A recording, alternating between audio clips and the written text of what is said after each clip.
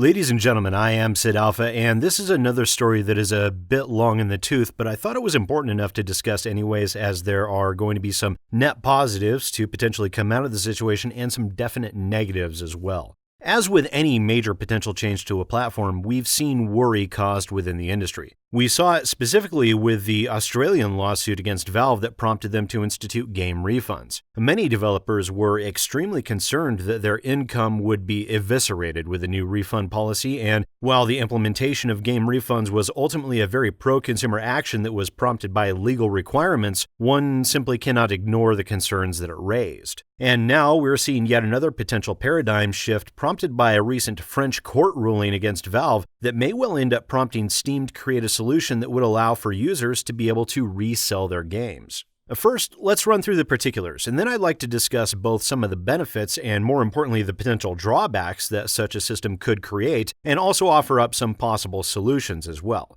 As always, links to anything publicly available will be in the description down below. Also, this is my first time recording with my new do-it-yourself constructed sound booth. It's made with a frame of 1-inch PVC pipe, and it is surrounded with professional-grade acoustic sheets that are quite thick, actually, and sound dampeners on the ceiling over my head.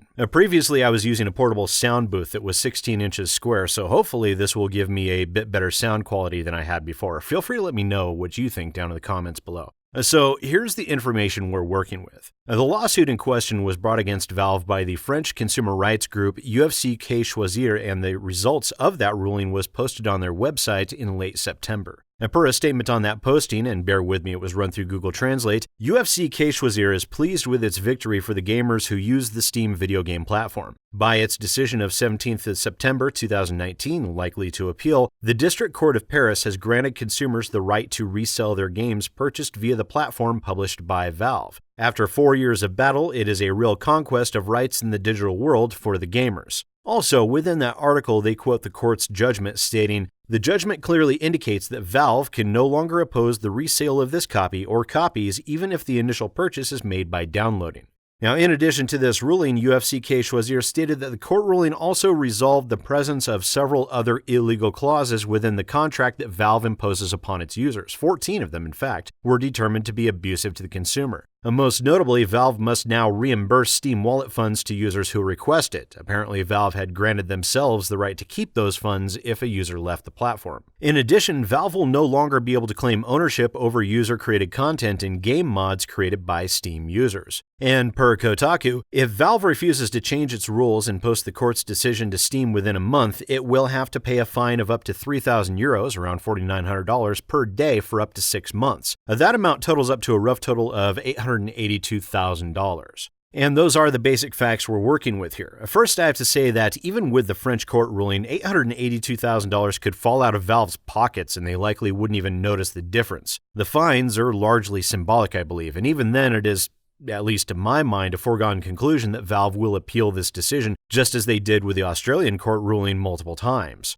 Still, even with the fine, if Valve refuses to comply, it could potentially open them up to far more serious lawsuits down the road. So if the lawsuit ends up surviving the appeal process, we could very well see in the coming years Valve being forced to create a system in which Steam users can resell their games on the platform. Now, there will undoubtedly be some net positives that can come from such an action, but there are also some potentially extremely large drawbacks to such a thing, and so I wanted to run through some of those as it is worth keeping in mind. First, let's look at some of the potential positives, and right off the top of my head, it's plainly apparent that for gamers interested in selling off some of the games they no longer have any interest in or games they just didn't care for, this could be a net positive. Putting up your game for sale directly through Steam can allow for a more secured environment in which to do so. Up until now, people could only gift copies of games that were purchased as a gift, or they could sell unactivated game keys. This has made sites like G2A extremely prevalent, and along with them has come a huge market for illegally obtained keys purchased through stolen credit cards, or purchased semi-legitimately through throwaway accounts and then attempted to be sold before the chargebacks hit.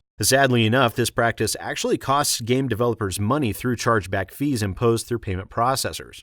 Being able to sell used games drastically reduces the market scope for platforms like G2A, which is something I see as a definite positive. For reasons that have been covered numerous times on this channel and many others, G2A is an extremely shady site, and the people that run it are absolute scum in my eyes. If the games are sold without ever leaving the Steam platform, it eliminates the ever-present danger on sites like G2A of being sold an illegitimate copy of the game and people's running into situations of game keys not being able to be activated because the developer locked those keys out after they were found to be obtained through illegal means. In addition, through some basic protections that I'll discuss after we go through the negatives, this would actually help to drastically curtail the sale of stolen game keys. Although, as we'll get into in just a moment, this will open up a whole other can of worms. Such a thing would also partially benefit Valve as well, because they're going to take their usual cut from even the used game sales just as they do with the purchase of new ones. They are a business after all, and they're out to make money. Now, that's not necessarily a positive for the gamer, but it is a simple reality that one must face.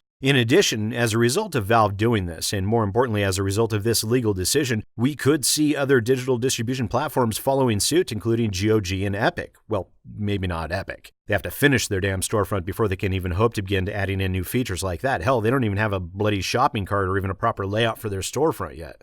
So those are some of the positives, and you'll note they all side with the consumer, with the exception of Valve taking their cut, of course, which is neither a positive or a negative, just a fact of life and the cost of doing business. Now, let's look at some of the negatives or potential issues that will arise from this, and I think because of this, developers have every right to express a certain amount of concern. First off, when people go to buy a game they haven't played before, they will undoubtedly seek out used copies before they buy new, and why wouldn't they? After all, digital copies don't degrade over time as we see with physical copies. There are no cases or discs to get scratched. There are no rule books to get lost, no cover art to go missing or to become water damaged, no accidental drink spills to worry about. No, a 5-year-old digital copy will remain exactly the same as one that is purchased new. They're both the same download and the same installation, so it would only make sense for a great many people to seek out used copies before they buy new. There's simply nothing to lose there. And for many people who are on a budget, this would be far more preferable. Of course, some people will ask, well, if they're the same quality, the used games will obviously be sold for the same price as new. And while there will be some people that will undoubtedly do that, I don't see an instance of that happening very often. You see,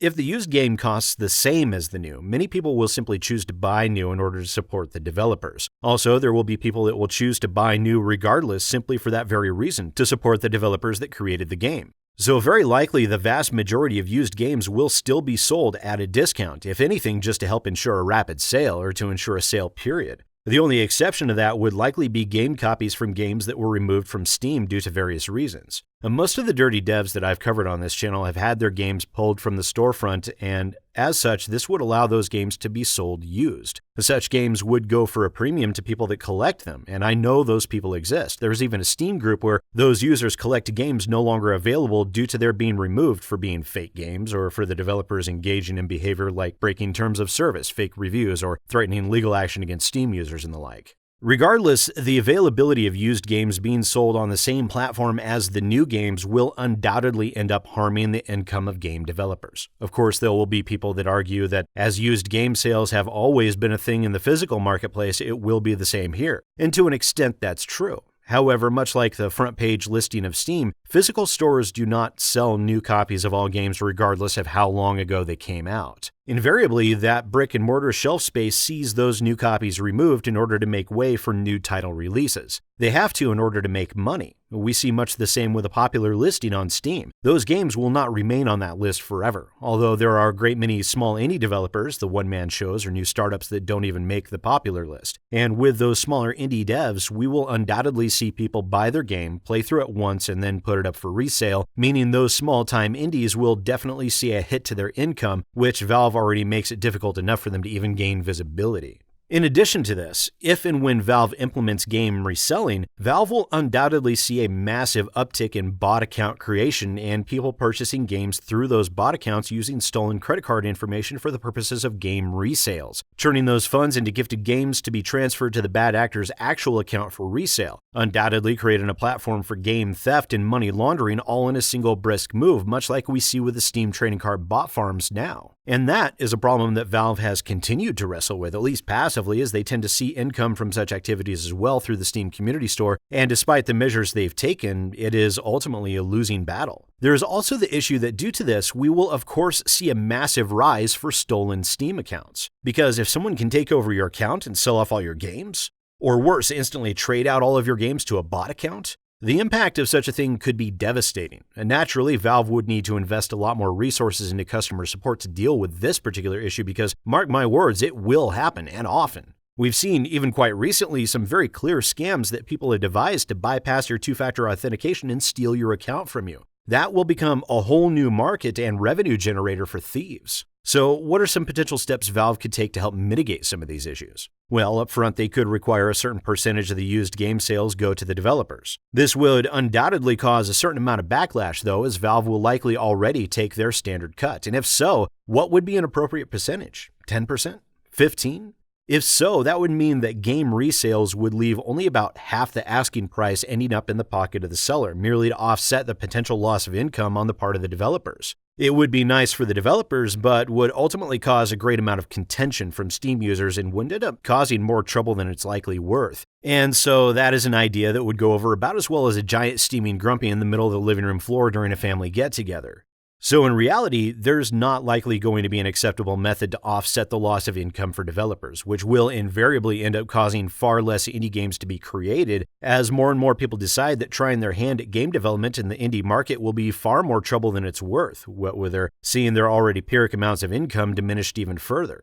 And then there's the aspect of fraudulent purchases. Well, there are some steps Valve could take to help mitigate that, but it would undoubtedly be like trying to stop an incoming wave with a screen door. They could require that the game be owned for at least 90 days. This would help mitigate the potential for games being purchased through illegal or fraudulent means, giving Valve a chance to reclaim games that were purchased with stolen cards and the like. They could require that the games also actually be activated on the account and deny any game key sales. This would continue to fuel sites like G2A, but it would again help prevent or at least decrease games obtained through illegitimate means.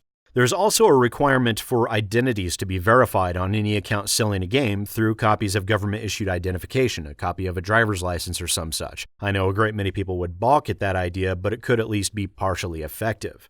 The point of all of this is that while yes, being able to resell games would be a boon for a great many Steam users, it brings along with it a massive host of potential issues and problems that must be considered and addressed. Ultimately, it would be a pro-consumer change from the standpoint of legitimate Steam users. Being able to sell the games in your library to other people would be an absolute game changer within the industry. It would have monumental ramifications, however, to the indie market and will cause titanic issues in terms of illegalities being perpetuated on the Steam storefront. Now, I like the idea of being able to sell my games, I really do, but the French court ruling is not a solution. In fact, it is a ruling that can and will create a host of other issues. Would I like to see this come to pass? Well, under the right circumstances, yes, I think I would.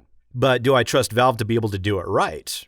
Not really. This is something that must be done carefully and methodically, and it must be done with all of these issues, and I'm sure a host of others will come up that I didn't include in this video, being taken into account. Sadly enough, some of these issues may be far too great of a risk, and due to chargebacks and the illegal actions of bad actors, could potentially spell doom for smaller indie developers and many Steam users as well. Because trust me, if I can devise a means of abusing this type of system through the use of bot accounts and stolen credit card information, to say nothing of Steam account theft, just imagine what the thieves and bad actors who are already experienced at this sort of thing will be able to do.